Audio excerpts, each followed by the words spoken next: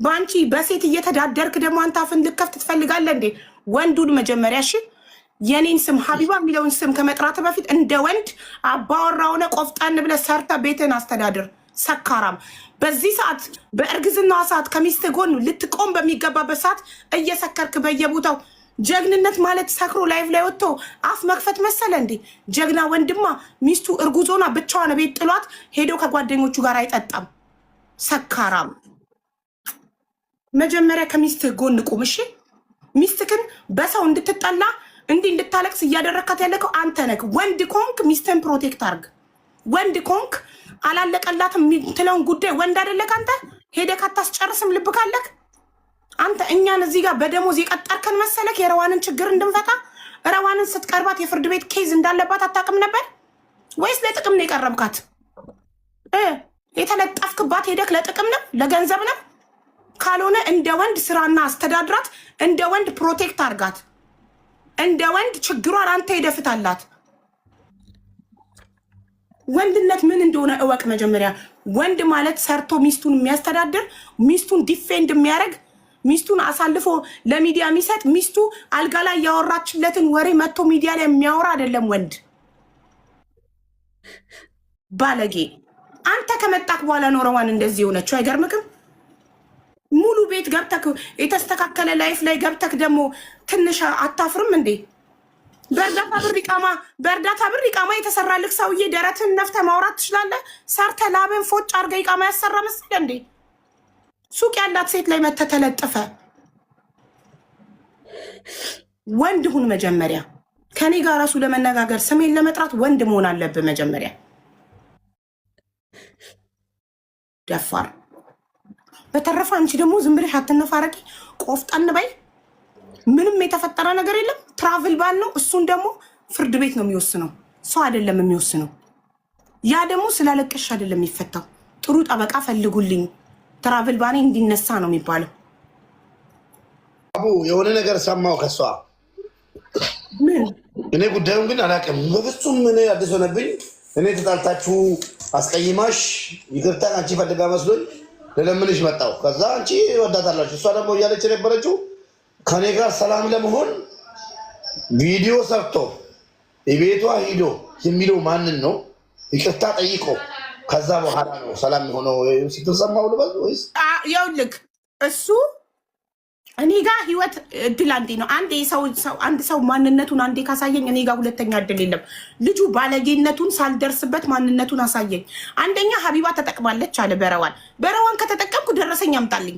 ረዋን እኔ እርዳታውን ስሰበስብላት 5 ቀን ቁጭ ብዬ 55,000 ድርሃም ከህዝቡ ለቅሜ ሌባ የዘረፋትን ስተካላት ለቅሜ 5 ቀን ለማንም እርዳታ ከአንድ ቀን በላይ ተጠቅም።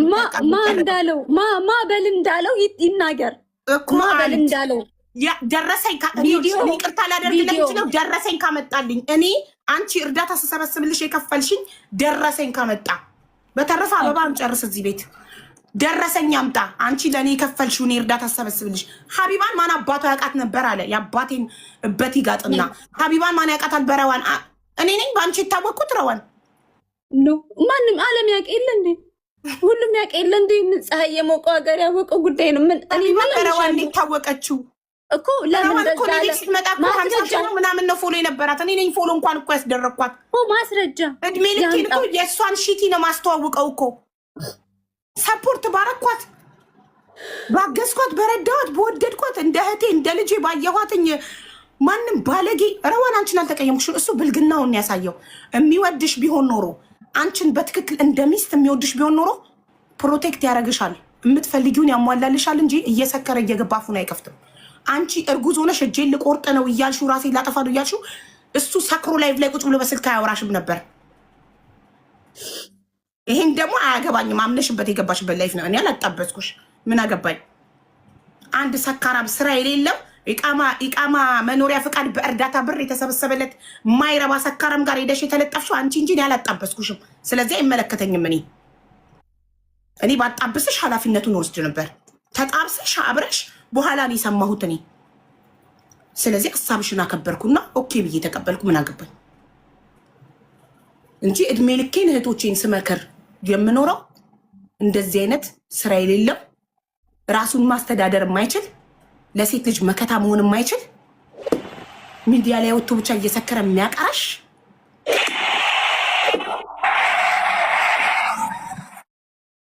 ባለጌት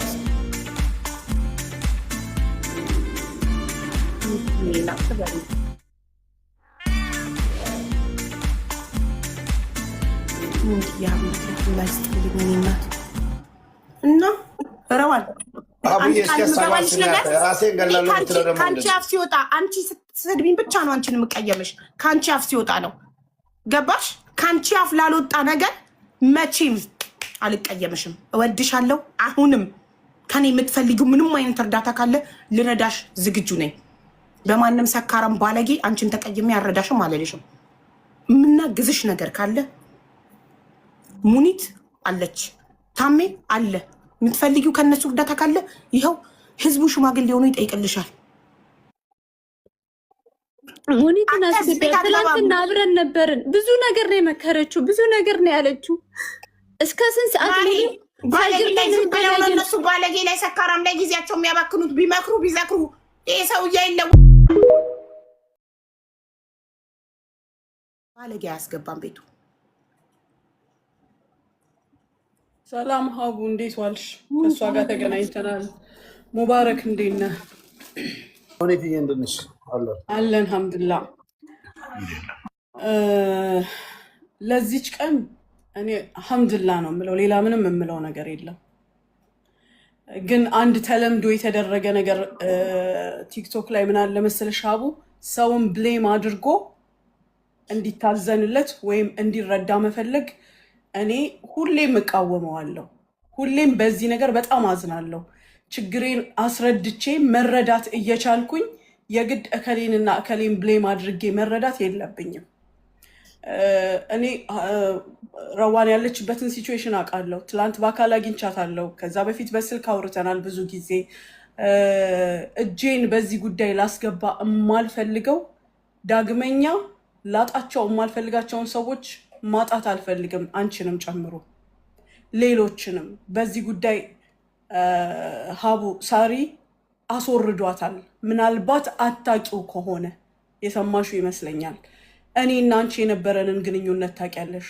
ሳራ አልሀበሻ ጋር የተፈጠረውን ነገር ታውቂያለሽ። አንቺ ሙሉ በሙሉ ረዋንን ከበር አድርገሽ እኛን እንኳን ገፍተሽን ነበር። ራስሽን ሙሉ በሙሉ ሰተሻት ነበር። ግን ዱንያ ይችናት። የትም ድረስ ብትሄጂ እኛም እየቀመስ ነው ያለነው። አንቺም የምትመክሪን ነገር ነው። ቢሆንም ለሁሉም ነገር ሐምድላ። ግን አንድ ነገር እዚህ ጋር መናገር የምፈልገው ለረዋን፣ ሁል ጊዜ ሰው የሰውን ችግር ሊፈታ አይችልም። አላህ ብቻውን ሊፈታው የሚፈልገው ነገር ይኖራል። ሁል ጊዜ ከሰው መጠበቅ አይቻልም። ጥግ ድረስ ጠበቃም አቁመሽ ከሰውም ተባልተሽ ምን ብለሽ ወስደሻታል። እሷም አትክደውም። እኛም ሸሽተናል። ከደረሰብን ነገር አንጻር ሁላችንም ሸሽተናል። ሄድሽ እስከ መጨረሻው ድረስን አደለ ሀቡ። የሆነ ቦታ ላይ የሚያቆምሽ ነገር አለ። ህግን መቀየር አትችይም። ዋናው ቦታ ላይ እስከ መድረስ ትረጃለሽ። ጠበቃ ቆምሽ፣ ከገንዘብ ተባለ ከምንም ሳታጎይ እስከ መጨረሻው ሄድሻል። ግን ህግ የሚባለው ነገር ደግሞ ሲያስቆም እሷ እራሷን ሀቋን እውነቷን የደረሰባትን ነገር አይተሻል። እንደ አንቺ ያን ያህል አምነሽ ስትሄጂ አይተሻል ሀቡ። ያየሽው ነገር የለም። ነገር ግን በነገረችሽና በመረጃሽ መሄድ እስኪ የሚገባሽ ደርስ ሄደሻል። አሁን ያ መልስ አልሆን ሲል እሷ ለአላህ ሰታ የራሷን ህይወት መኖር የለባትም። ይሄንን መክሬ ግን ምን ብያታለሁ? ትላንትና እሱም አፈነዳዋለሁ ሲል የነበረው ነገር ማለት ነው። ሀቢባን አናግሪያት። እኔ ከዛ በፊት እጄን አስገብቼ እሷን የሰራሽውን ነገር አበላሸች መባል አልፈልግም። ያ ስህተት አለኝ። እንደገና ሌላ ነገር መፈጠር አለበት የለበትም። ይሄንን ነው ያልኳት። እሱ ትላንት ያፈነዳዋለሁ ሲል ነበረ። ሙኒት እጅሽን የሚያወጣሽበትን መንገድ ይሄንን ነው ያልኩት። ይሄንን ማለት ምንድን ነው ማለት ያልኩት? አሁን ያለው የመጨረሻው መፍትሄ ሽምግልና ነው። እኔ ከኔ አንጻር ማለት ነው። ምንድን ነው እሷ ኬዙን አንሽላቸው፣ እነሱ ኬዝሽን ያንሱልሽ፣ ፋይላችሁን ዝጉ። ሀቅሽን ግን ላላ ፍረድ ብለሽ ስጪ። ሀቋ ገንዘቧ እኮ ህዝብ ከፈለ። ከዛም ውጭ እኮ መንግስት በየወሩ እንዲከፈልላት ፈርዶላታል። ያልተፈረደው ሌላኛው ኬዝ ነው አይደለ? የተዘጋባት ያንን ደግሞ ምን አልኩሽ እኔ አንዴ ነው 10 ስንት ጊዜ አልኩሽ። ምን ያልነበረው በቂ ስላልሆነ እኮ ነው የተዘጋው እኮ ሀቡ ልንገርሽ መረጃው። ግን ያንን ያቀረበችውን ማስረጃ